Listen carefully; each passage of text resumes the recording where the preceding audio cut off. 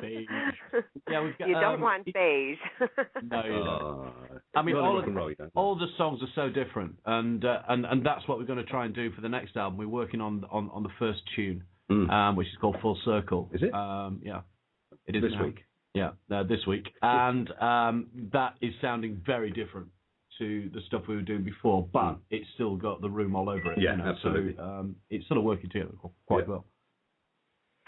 Well, you guys released your debut album in December of 2012 called Open Fire. How did you come up with the name of the album, and how do you choose the songs that are going to be on it? Well, the songs, they're the only ones we had. Well, usually bands have a million songs, so it's hard sometimes to choose which ones they want on a certain album.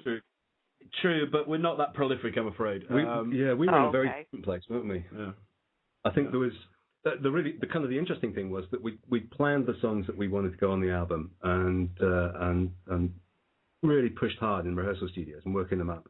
And we suddenly decided that one of the songs just wasn't going to work about 2 weeks before we were due to go and record, which wasn't overly clever. And Steve Anderson and myself were kind of noodling around waiting for the rest of the guys to turn up, and just came up with what turned into ICU, which was kind of 2 weeks before we went in the studio, and there it was, one of the really strong tracks on the album, and the way we finish our set. Yeah. So these things happen, and what you think and plan is going to go on the album isn't necessarily what gets there, and also the effect that the producer has on the way that you go about and structure the songs, and the way you can rehearse up the kind of whole structure and rhythm of a particular song, take it into the studio, and the guy says, well, why don't you consider doing it this way? Oh yeah, and the whole thing morphs into a completely different song almost. In terms of the you asked about the name of the album.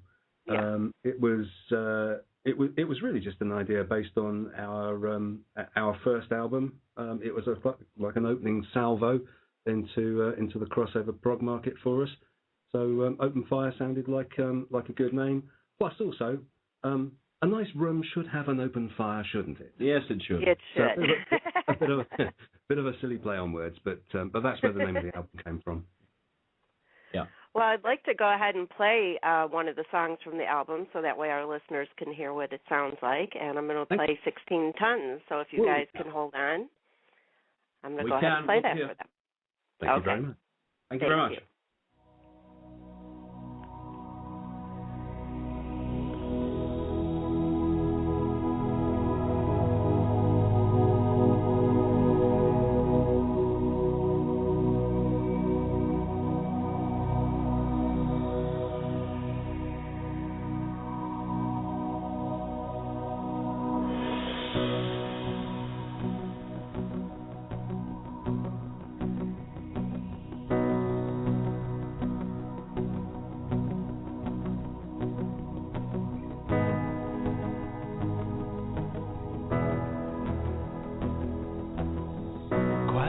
Don't make a sound. I hear my thoughts go round and round. There's a pounding loud inside of my head. A voice says I'd be better off dead.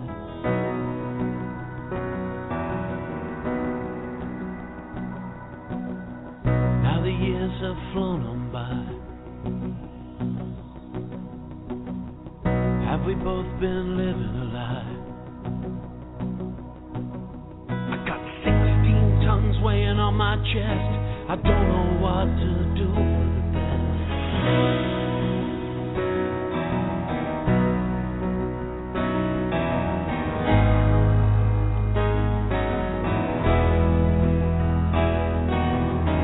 Different world in a different life.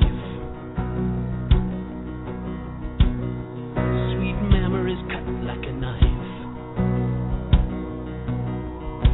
Crazy world once collided. What happens next? It's undecided.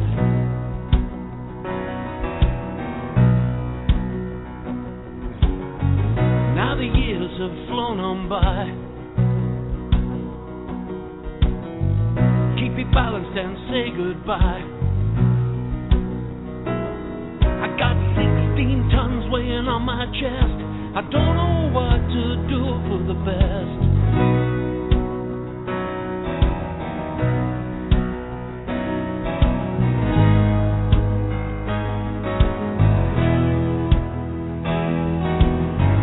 We are talking after all these years. No preconceptions, no more fears. The pounding's gone from inside of my head. Familiar path is what we tread.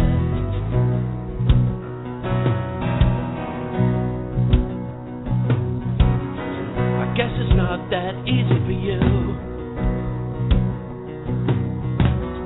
I guess it's hard to bury the truth. I got 16 tons lifted off my chest.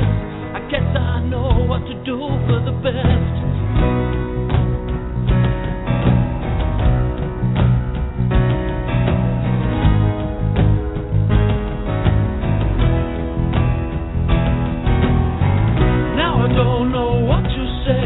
A million years have flown away. It's so easy talking to you. I hope that you feel it too. But those days are far away. I can't bring them back today. Got 16 tons lifted off my chest.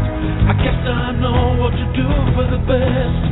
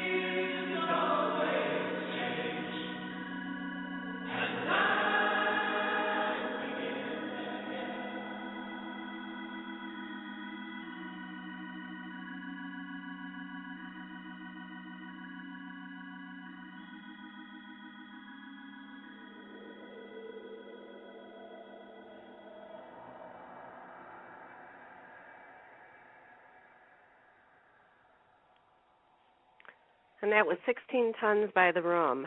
Now, I just absolutely love the build-up in that song and your guys' harmonies. Is everybody trained to be a singer, or does it all come naturally to everybody? I've never trained in all my life. I had some first aid training once. Yeah, that's right. Oh, I tell you what, I could also do the breaststroke across the pool as well. That was quite good. No, Pam. Nobody's had training. It took a lot of work to get the harmonies done. Yeah. We actually had one full rehearsal just based around harmonies. And also in the studio as well, we had to give it about 2 or 3 goes. But I'm glad you liked the build-up on the song, because that was kind of the whole essence of that particular song was just creating something that grew and grew and grew and grew into a big anthemic end. The melody and the vocal is something that I didn't do, and I was just I think I was in the kitchen. It suddenly just came to me, and I thought I've just got to get this down. So I just grabbed my phone and just sang the first few lines and also the piano melody in the middle, and then just pinged it out to these guys who basically started to make some sense of it all, and it turned into something completely different. Down the phone, and they made some sense of it, and the song came together really quickly, and I was quite proud of that. Yeah, it was one of those really easy ones that you'd given us a melody to work with, rather than just a selection of words. I like words. Words are good things. Yeah. Where would we be without words? Yeah, but not on one note. No, I'm glad you like it. Well, I have to say that, so many of the songs are not very long these days. They're just about 3 minutes or so, and your songs are over 5 minutes, like it used to be in the good old days of rock music. Is this intentional? Not really, no. I think I think it comes from Steve and I's progressive rock sensibilities, if you like.